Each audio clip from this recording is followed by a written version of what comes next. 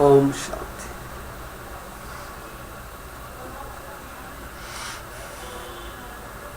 दिव्य मित्र बंधु, आज हमारे बीच आचार्य प्रेम ठाकुर जी विराजमान हैं। कृपया आचार्य प्रेम ठाकुर जी, आज का जो प्रश्न है आप जी से, जो आपने पहले हमें प्रश्नों का उत्तर दिया था, वो आपका जो जीवन वृत्त है मुझे काफ़ी रोचक व शिक्षाप्रद लगा। आपकी जीवन वृत्त जनमानस के लिए प्रेरणादायक है।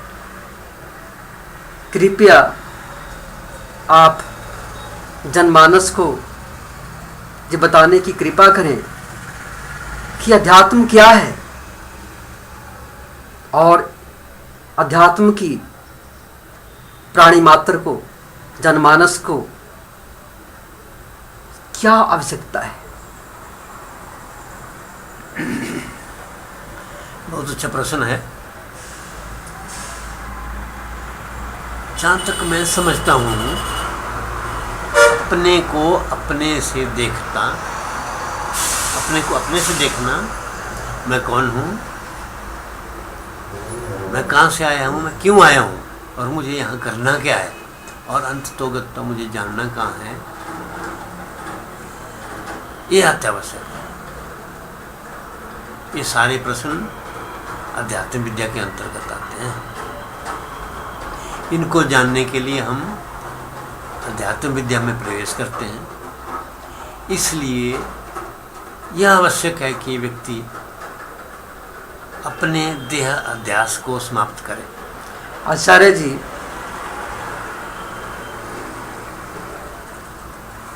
कृपया जनमानस को समझाने का प्रयत्न करें कि अपने को अपने से देखना क्या है। अपने को अपने से देखना, मैं कौन हूँ, क्यों आया हूँ, कहाँ से आया हूँ, मुझे क्या करना है। ये आज के संदर्भ में, इस संदर्भ में कौन प्राणी कैसे सोचता है? बहुत कम सोचता है। आप इसे साधारण शब्दों में बताएं। और ये देह अध्यास, जैसे आपने कहा कि अपने देह अध्यास को व्यक्ति समाप्त करे, ये क्या है? कृपया साधारण शब्दों में समझाने का प्रयास करें। देखिए, देह अध्यास क्या है,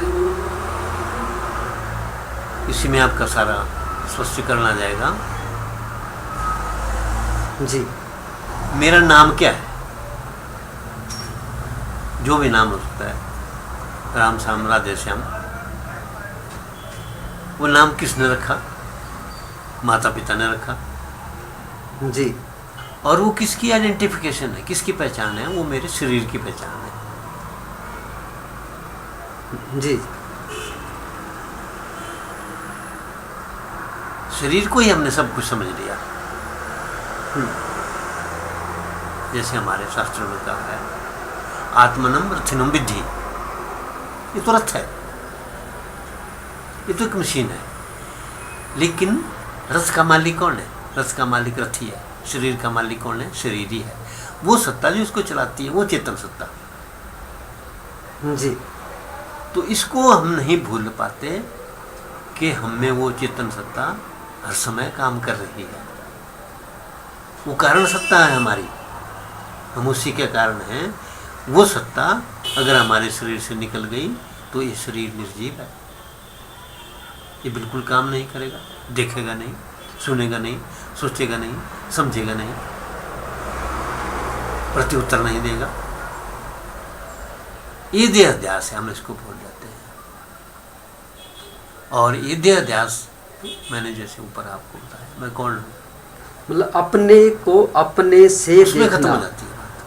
का तात्पर्य, अपने को अपने से देखना का आपका तात्पर्य ये है साधारण शब्दों में कि जनमानस को अपने से ही सवाल करने हैं, प्रश्न करने हैं कि मैं कौन हूँ, कहाँ से आया हूँ, क्या मैं शरीर हूँ, क्या मैं चेतन सत्ता की अंश हूँ, जैसे परमात्मा की अंश आत्मा है वो हूँ, क्या हूँ। अपने को अपने से देखना,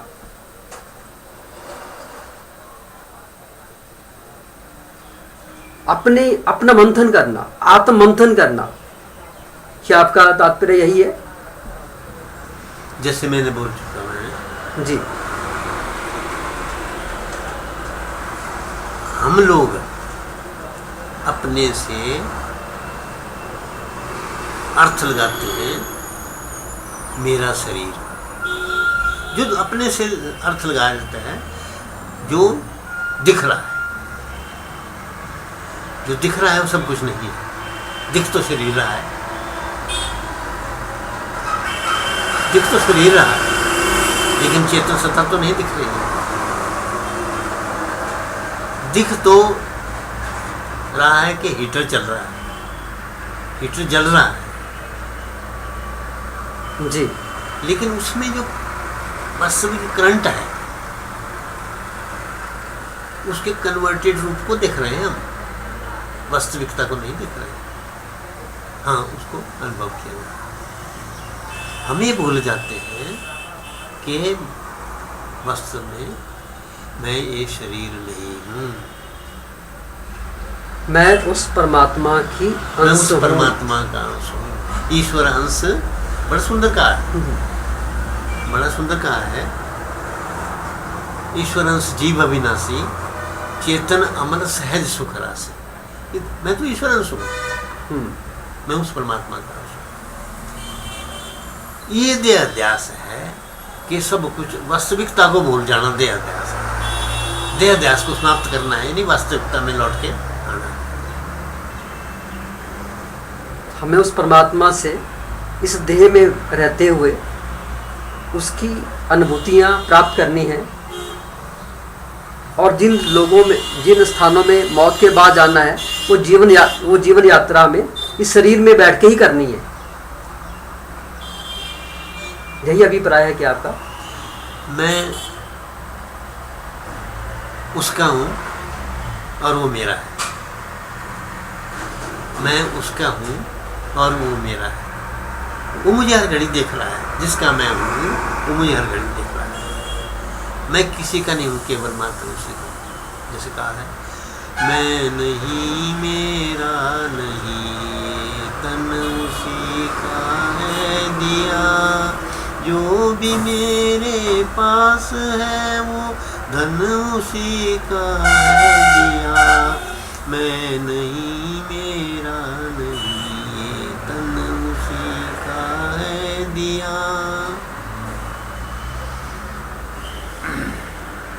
कहा है, ईश्वर सर्वभूतानां हृदयेषु अर्जुन तिष्ठति। इस शरीर में परमात्मा विराजमान है। तभी हम बात कर रहे हैं, तभी हम एक दूसरे को देख रहे हैं, तभी हम एक दूसरे को सुन रहे हैं, समझ रहे हैं, प्रश्न परिप्रश्न कर रहे हैं। जी जी। तो मैं उस ईश्वर का अंश, ईश्वर अंश जीव अविनाशी। हमारे शरीर का आधार तो ये शरीर ही है। जैसे मैं आपने प्रश्न उठाया जिस बात से, हमें उसे इसी दृष्टि से देखना है, अनुभव करना है।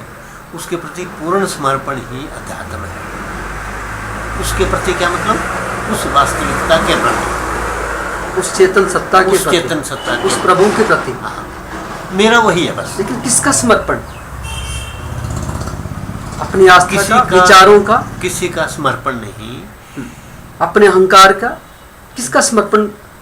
हम समर्पण से परमपिता परमात्मा के प्रति। हमने समर्पण का अर्थ आज तक अपने शरीर से समझ लिया।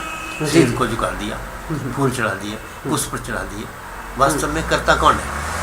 कर्ता तो एक ही है, तेरा तुझको अर्पण। यहाँ बात खत्म हो जाते हैं सारे जी। किसी को कोई नहीं दिया, मैंने आपको कोई चीज़ नहीं दी, आपने मुझे कोई चीज़ नहीं दी।